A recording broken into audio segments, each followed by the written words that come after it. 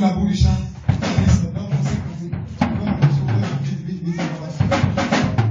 Gloire à Dieu. Là, nous continuons. On avance le louange. À nous aller.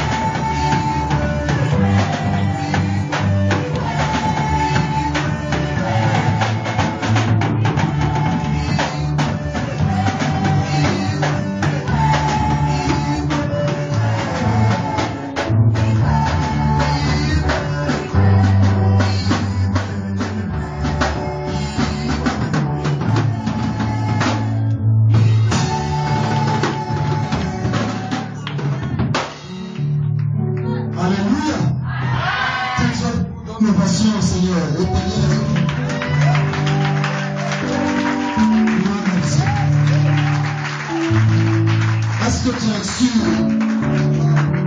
ce matin?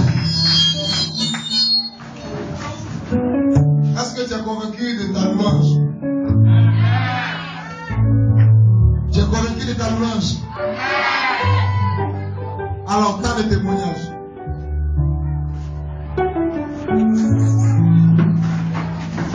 Tant de témoignages. On a passé 2 grands dimanches.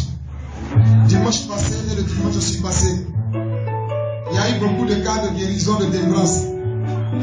Ce matin, tu es là, tu as un témoignage, il faut venir. On ne va pas vous supplier pour un témoignage. C'est votre devoir de témoigner les bienfaits de Dieu. Alors, si tu crois que tu as un témoignage, viens arriver ici et rends un témoignage. Tant de témoignages dans l'église de Dieu, où la main de Dieu est toujours manifestée, les témoignages dorment toujours. Et vous qui êtes assis sur vos témoignages, je vais prier Dieu pour ne plus qu'il vous apporte sa grâce. Parce que vous êtes méchants.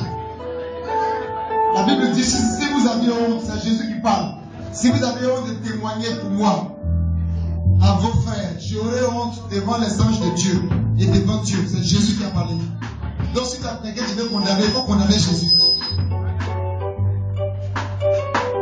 Dieu fait la chose dans votre vie, vous êtes assis dessus, vous êtes là pour rester indifférent. Donc pourquoi vous demandez maintenant des prières?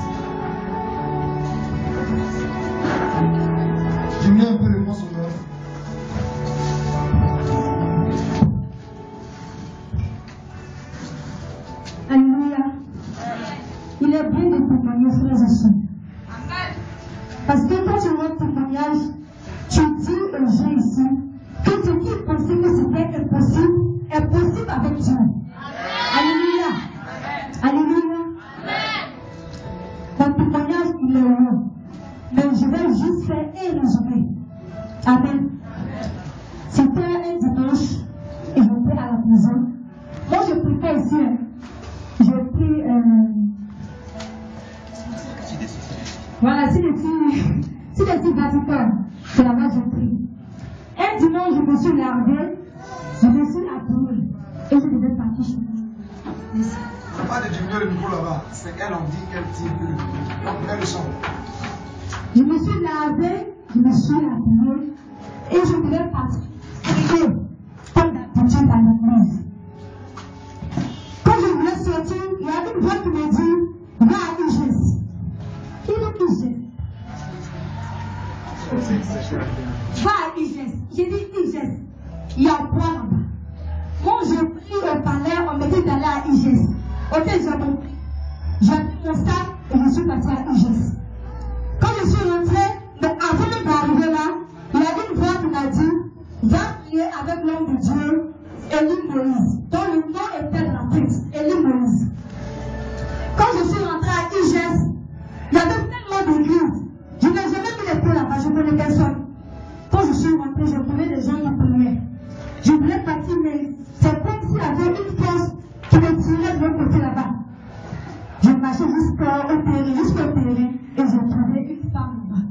Et j'ai demandé, j'ai dit, bonjour madame, s'il vous plaît, je cherche l'homme de Dieu, Élie Moïse. Et c'est ainsi qu'elle m'a montré sur l'homme de Dieu aussi. Quand je suis rentrée, je me suis assise derrière. L'homme de Dieu est venu, on a loué, on a fait tout ce qu'on pouvait faire. Il m'a appelé devant. Il a dit des choses sur ma vie. Mais ça, ce n'est pas le plus important. Le plus important, c'est ce qu'il a dit sur la vie de mon père. C'est pourquoi je l'ai fait venir de ici. Alléluia. Il m'a dit, ma fille, si tu crois que Dieu peut agir, il va toujours agir.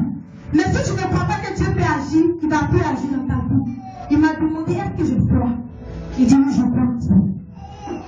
C'est ainsi qu'il m'a dit, de lever ma main comme ça, 7 fois, et de dire tout le nom de mon papa. Et lui-même, il a attrapé ma main, on a fait 7 fois. Et je disais ce nom. Et ce jour-là, il a dit qu'il attendait des anges qui disaient Hosanna, Hosanna, au plus haut des cieux. Comme ça, il me fait plus trop bien, parce qu'il est peu longtemps. C'est ainsi, quand je suis rentrée, j'ai dit au roi ce qui s'était passé. Il faut dire que mon père que voici a connu la richesse. Mais comme il ne connaissait pas Jésus, l'ennemi est passé par là pour le frapper. Alléluia. Mais moi je bénis Dieu. Parce que à travers cela, il a connu Christ en Jésus. Je vous dis, la plus grande richesse, c'est Jésus. Et puis quand tu vas mourir, tu vas laisser tes pieds ici. Mais Jésus, tu ne vas jamais le laisser. Et lui, tu ne vas jamais te laisser. Alléluia. Bien-aimé, quand l'homme de Dieu parlait, je vous l'assure, je lui ai dit qu'il avait foi, mais au fond de moi, je tapais. On traversait des moments pénibles. Je ne peux pas décrire. Même pour gagner 100 francs, quand j'ai eu 100 francs comme ça, je suis contente. Parce que 100 francs étaient comme pour moi de l'or ce moment.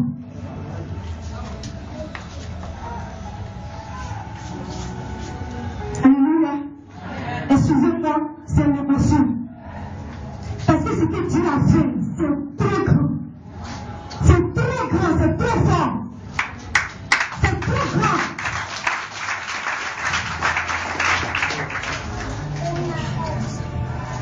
C'est comme ça que mon père se débrouillait dans un coin. Il se débrouillait, quand je dis débrouillait, parce que le travail même qu'il faisait, le nouveau boulot qu'il a eu, son salaire a vraiment été un peu insignifiant. C'était pas ça. Et quand l'homme de Dieu m'a fait faire ce geste prophétique, des années après, je me souviens bien.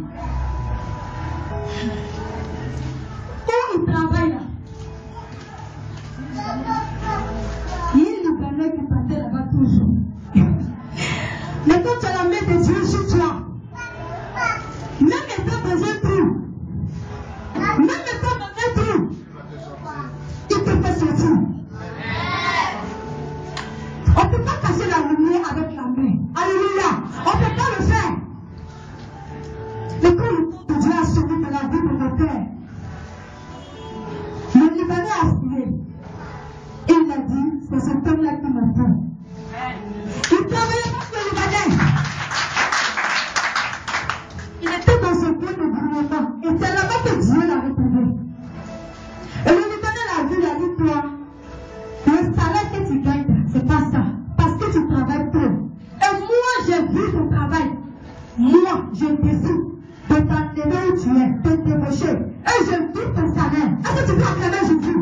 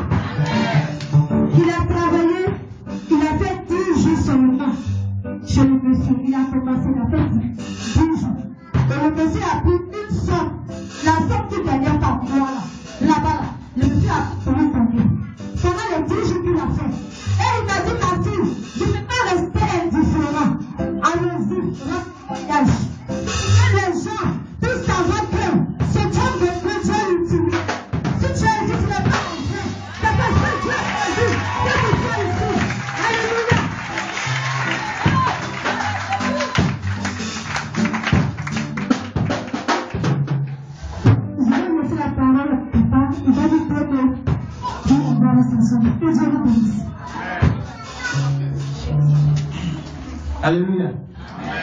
Je ne voudrais pas abuser du temps de mon père, mais c'est important que j'intervienne.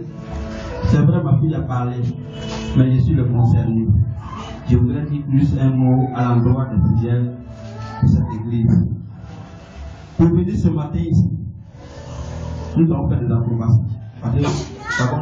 Nous sommes arrivés à jusqu'au jour 11. On nous a dit que vous n'êtes plus là-bas. Après, on a fait un taxi, on est descendu là-bas. L'école qui est devant là. On nous a dit non, c'est pas là-bas. Et on le fait ici. C'est-à-dire que l'homme de Dieu qui est assis, c'est moi qui le connais. Parce qu'il a parlé de moi. Sinon, si on te croit là, il peut me dépasser parce qu'il ne me connaît pas. Vous voyez, tout à l'heure, ma fille parlait de prière. Je suis dépassé. Je suis dépassé. Ce n'est pas une mise en scène. C'est ma dernière fille qui est la fille comme grand. Je pleure là. Je suis dépassé. Jésus est vivant. Jésus est vivant.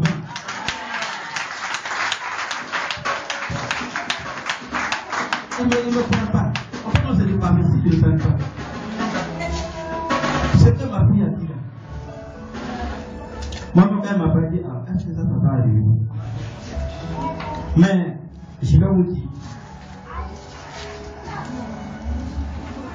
j'ai travaillé dans une grosse boîte. Comme elle a dit, elle n'a pas menti. J'ai l'argent, je connais l'argent. Mais je ne connaissais pas Jésus. J'ai vécu comme je voulais. Et le diable m'a frappé. Je suis tombé.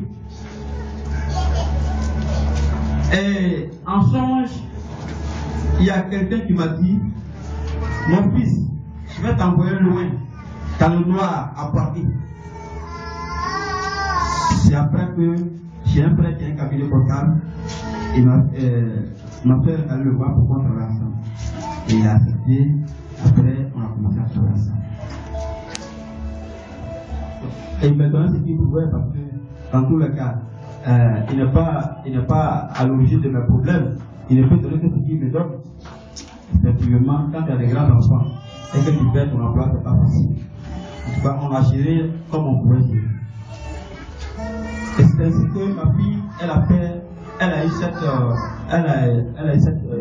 entendu cette voix. Elle est venue voir papa. Et papa lui a dit, est-ce que tu crois qu'un arbre qui est complètement brûlé, est-ce que Dieu peut le faire vivre? Et ma fille lui a dit, parce qu'elle a fait certaines étapes, est-ce que tu penses qu'un arbre que Dieu a brûlé, est-ce que tu penses que Dieu peut faire vivre cette étape-là? Il y a des fruits. Et elle a dit oui.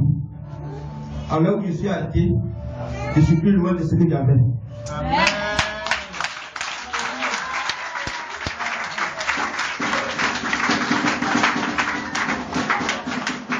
Le diable m'a brûlé. Mais comme je lui ai pas celui qui m'a fait, pas lui qui m'a fait venir sur cette terre, le Tout-Puissant, il m'a régénéré.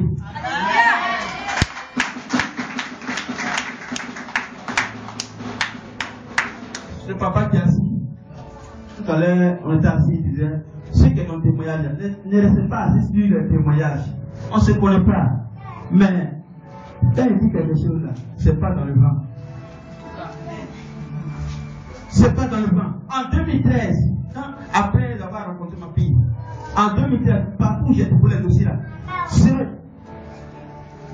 Mais dès le 20 janvier 2014, ceux qui étaient assis sur le dossier là, c'est qui m'appelle.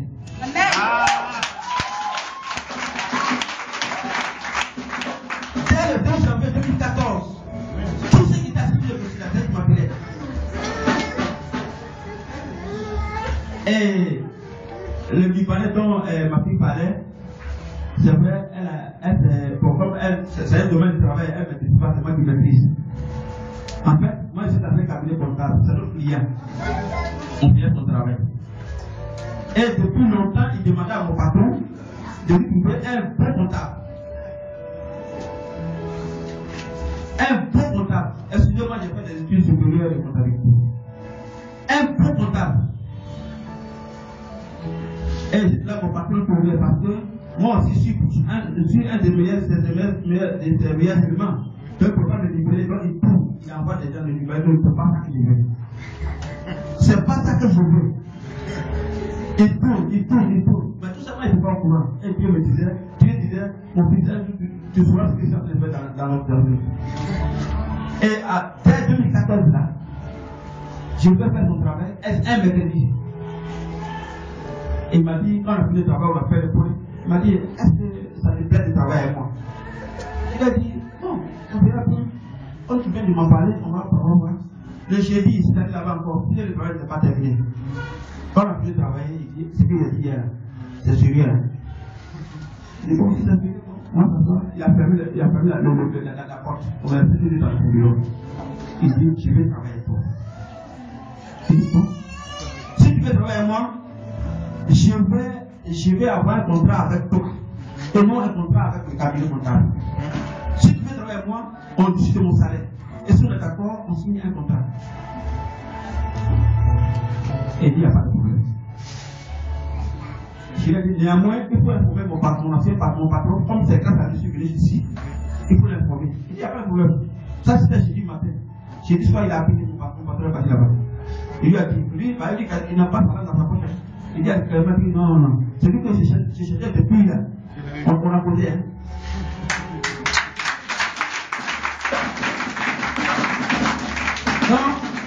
Quand mon patron est venu de celui, comme il était déjà au courant du dossier, il m'a regardé par son aliment, j'ai compris que c'est pas une pas comme ça. Mais ça, c'est pas mon problème. C'est lui qui a fait d'agir. Maintenant, vous qui travaillez, quand tu pars d'une société, tu dois faire un préavis. On fait préavis, on fait préavis au préavis, ça ne suffit pas. Celui qui envoie quelqu'un pour me remplacer, on travaille, il dit non, lui, ça ne fait pas la peine. Il envoie l'autre encore. On a fait des faits, il dit non, lui, il est venu pour monter les clients. Il n'est pas là pour faire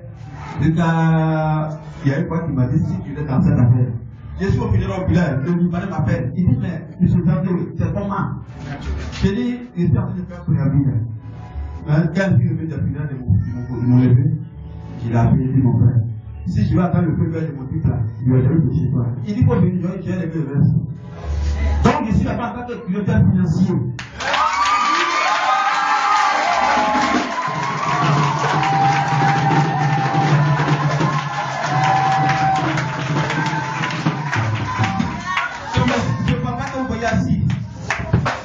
Ça peut tarder.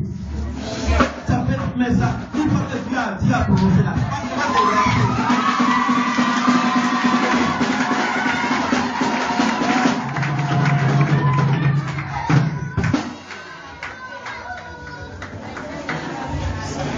Alors, second témoignage. Alléluia. Je vous salue tous dans le nom de Jésus. Je fais une bonne voix maintenant, chanter la gloire de Jésus. Ce que Dieu a fait pour moi, je ne peux pas tout raconter. Ce que Dieu a fait pour moi, je ne peux pas tout raconter. Ce que Dieu a fait pour moi, je ne peux pas tout raconter. Il m'a sauvé, il m'a lavé. Je dis Alléluia, je dis Alléluia, je dis gloire à Dieu.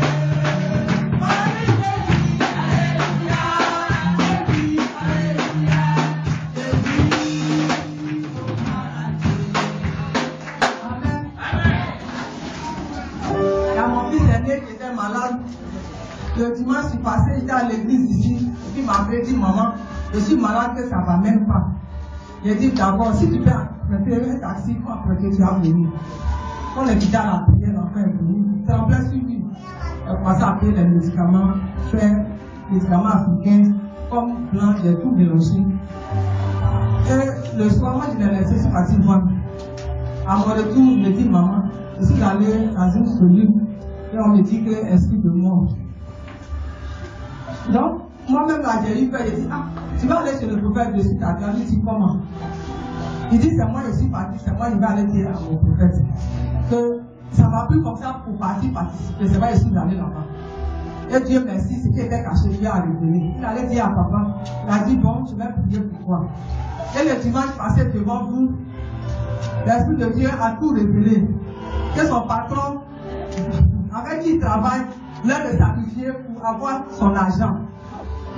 Et il allait le 9 de ce mois, il allait là, c'est comme s'il allait se réveiller le matin, quelqu'un allait l'assommer, il allait tomber de sang, en allant à l'hôpital, il allait mourir en route. Donc Dieu a révélé, donc Dieu a prié. Vraiment, je vais rendre gloire à Dieu. Je ne sais pas ce que je vais lui donner, mais je lui donne mon cœur pour son œuvre. Moi, je lui la journée. Et ce qu'il a fait pour moi est grand. Je ne peux pas tout raconter, mais cela est grand. C'est un enfant bien aimé, mais c'est pas facile. Mais c'est que ce Dieu l'a fait pour moi, là, je lui dis merci. Je lui donne toute la gloire pour tout ce qu'il a fait pour moi. Amen.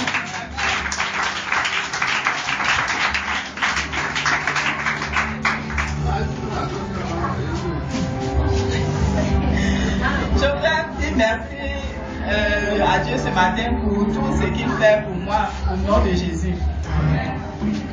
Depuis un moment, je prends un enseignement avec le prophète et je lui ai demandé de m'accorder un peu de temps pour aller assister ma soeur qui devait accoucher. Et cette soeur-là, vous qui êtes ici, vous qui êtes des femmes, vous qui n'avez pas d'enfants, vous qui ne procréez pas, confiez-vous à Dieu.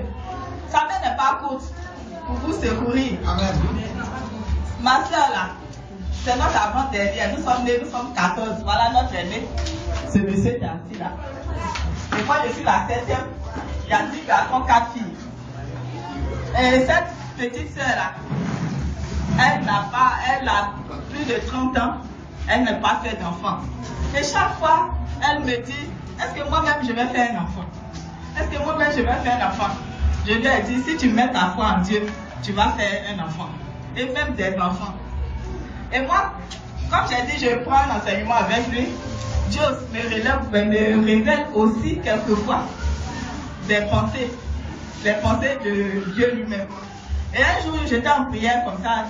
je reçois le message qui me dit que dis à ta petite sœur que l'heure est venue que moi, Dieu, je lui donne des enfants.